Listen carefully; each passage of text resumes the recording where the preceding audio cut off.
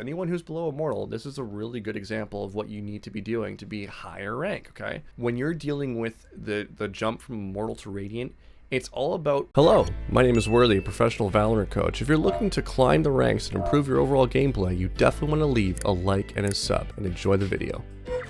I want you to listen to... You're very vocal, right? You actually do really well with pre-round planning. You give a lot of that stuff. I'm not sure if this is something that you did before watching my content, but I talk about this all the time. Make sure you're vocal about what you're going to do, especially as a duelist, right? Where am I going to satchel? Where do I need smokes? Like things like that. You're totally within the right to ask for these things, right? Now there's a moment here. So like you're asking for utility, really good. This is like, chat, pay attention to this. Anyone who's below Immortal, this is a really good example of what you need to be doing to be higher rank, okay? So this is where you decide to start flanking in a few seconds here, okay?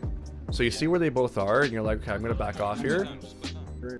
And now you're going to... I'm gonna flash this. I'm flashing right here. You're gonna wrap any second here. There we go. Okay, so at this point, I would be calming.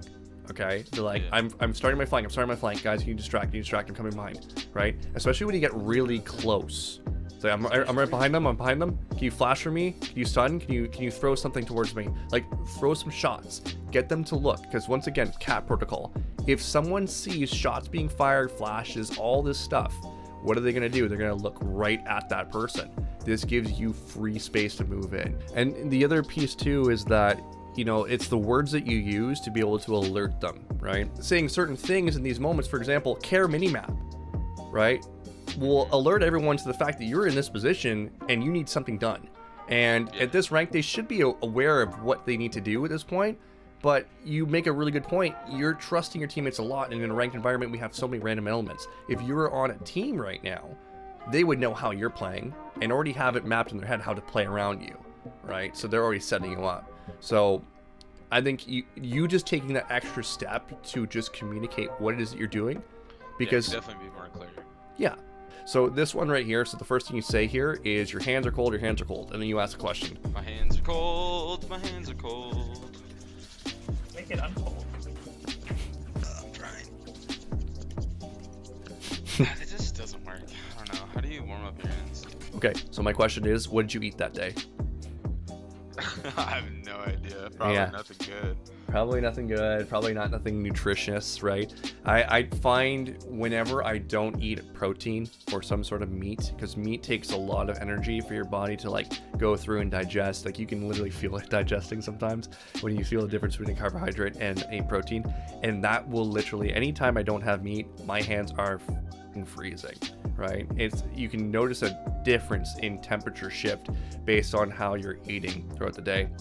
So if you're not hitting good, never even considered that. Yeah, if you're not hitting good nutrition, your hands are going to be all over the place. When you're dealing with the jump from Immortal to Radiant, it's all about what you're willing to do that your opponent is not willing to do, right? Because we're talking about the very top echelon of what might push you to the next level.